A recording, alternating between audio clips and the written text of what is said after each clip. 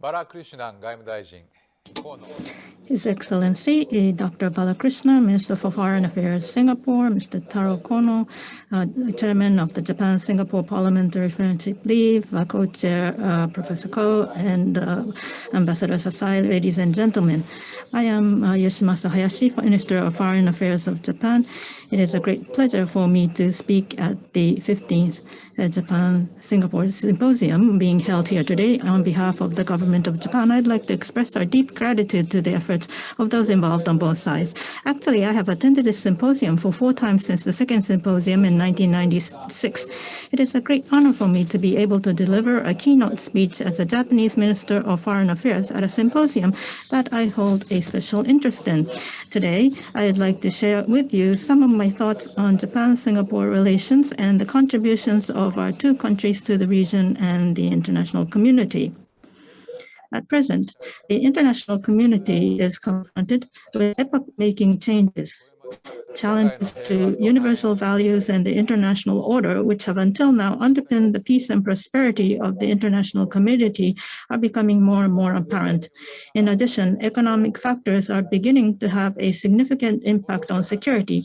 In this situation, Japan must have the determination to fully defend universal values, to fully safeguard the peace and stability of Japan, and to contribute to humankind and take on a leadership role in the international community. With these 3 determinations, we will conduct diplomacy with a balanced and stable posture with a high level of readiness. It goes without saying that Singapore is an important partner for Japanese diplomacy. Even in this age of COVID-19, we have been working closely together, including among the leaders following the inauguration of the Kishida administration. I also had a teleconference with Foreign Minister Balakrishnan in December last year, and we had a very meaningful exchange of views on a wide range of issues. I'm looking forward to the day when we can meet again in person and have further in-depth discussions. Singapore has achieved remarkable developments since its independence. It is now one of the highest income countries in Asia. However, the importance of Singapore is not only its wealth, and I focus on the driving force of its development. The first is the passion for national development and its strong leadership. The second is the ability to create something out of nothing or transform a negative into a positive.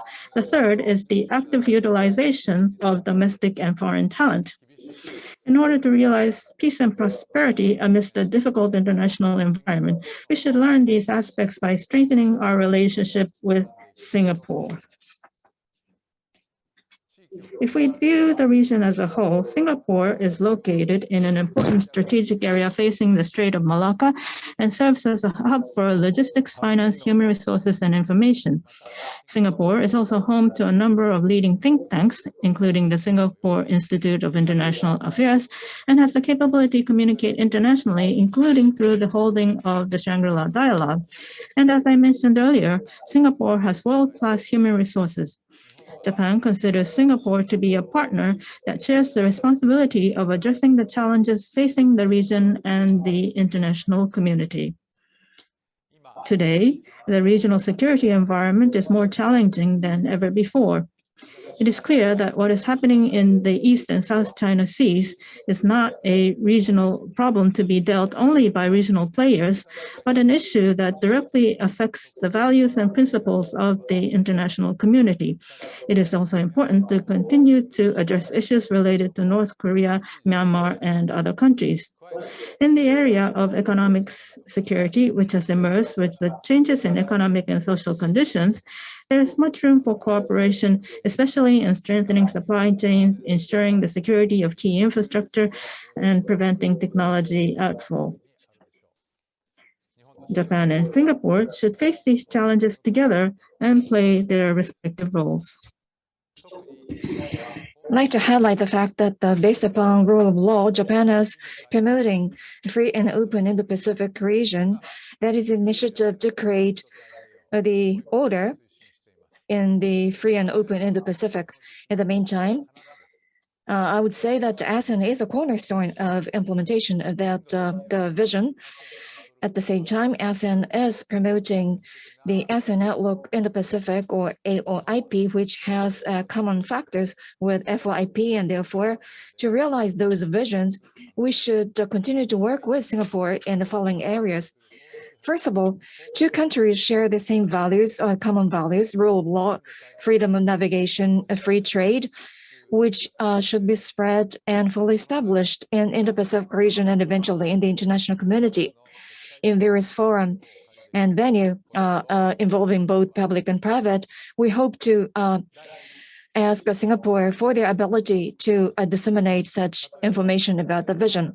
Second of all, we will contribute to improving the connectivity in this region. For instance, in March last year, we concluded a memorandum of understanding on the infrastructure cooperation in the third country, which would be developed into a concrete the programs and projects. And also, in order to strengthen the economic relationship in the region and develop business environment, it is essential that two countries would lead in the discussion of free trade, digitalization, and climate change, among others. Japan served as a chair of CPTPP last year, and now this year it is Singapore that will be the chair, and both countries should work together to maintain the high standard of CPTPP.